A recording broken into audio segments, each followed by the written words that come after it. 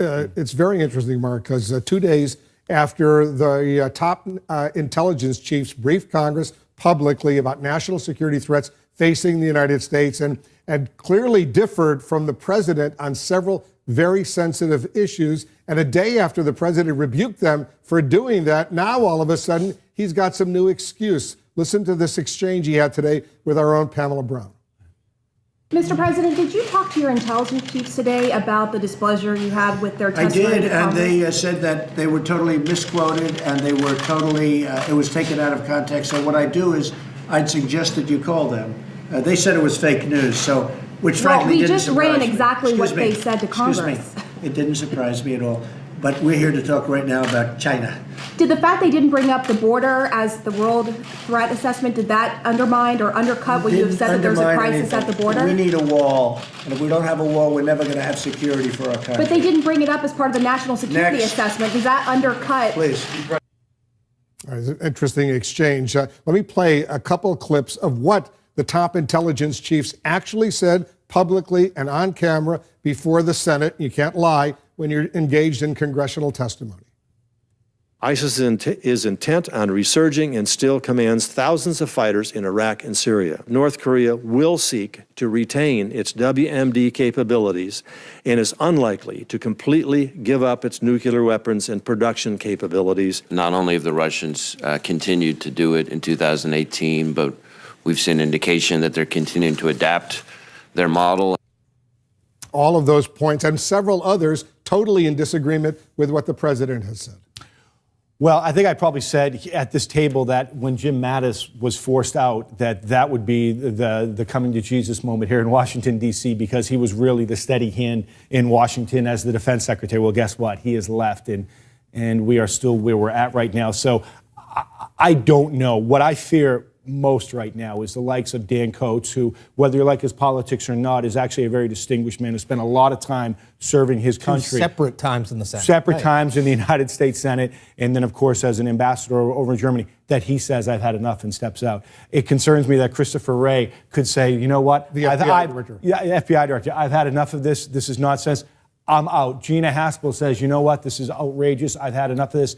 I am out. When are we all just going to acknowledge that when we talk about what the president says on TV, when they're flat out lies, are just flat out lies instead of just dancing around? It's not, I mean, the thing that's so hard about, well, it's not so hard. It's actually really simple about it is go read the threat assessment report to the extent that we can. Go watch the testimony. Go read the quotes.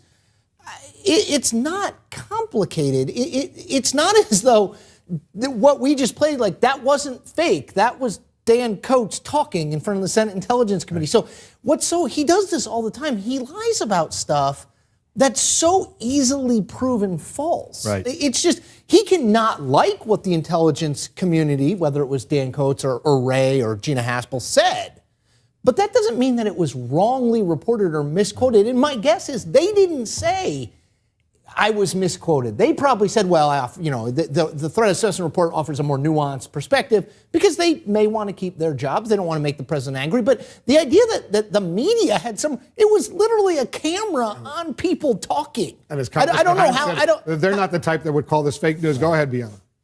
And don't forget that they were all appointed by the President of the United States, right? I mean, this is not an intelligence community which he inherited. We know how he felt about them and what he called them, but these were all appointed by the President. They are used to and very familiar with these intelligence hearings. To call them naive out of all things in ways to describe them was just absurd for the President to have done. And not only are their reputations at stake, but think about the thousands of people who work for them. I mean, what this does for morale at all of their agencies when they go out and report on the information they spent countless hours putting together for them, only to be told, yes, that was fake news, and a photo op with the president in the Oval Office.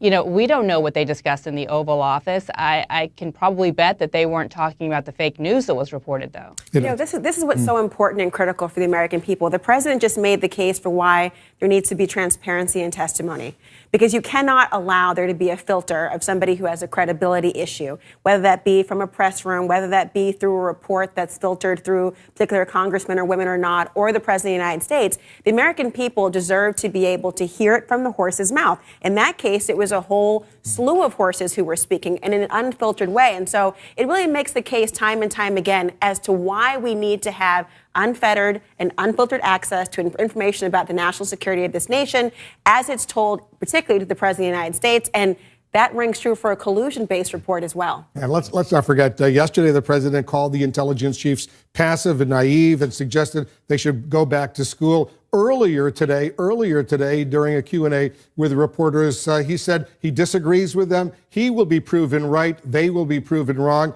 And then later he says, you know what? It was fake news. They never said any of those things. It's a very weird situation. And he's done it, by the way, Wolf, he does this before. Remember that speech to the veterans of foreign wars in Kansas City in the summer of 2018, in which he says, don't believe what you see, don't believe what you read, don't believe what you hear. This is the same thing. He's saying, I'm going to create a reality that runs directly against objective facts. Because you'll believe whatever I say, he himself believed what he saw.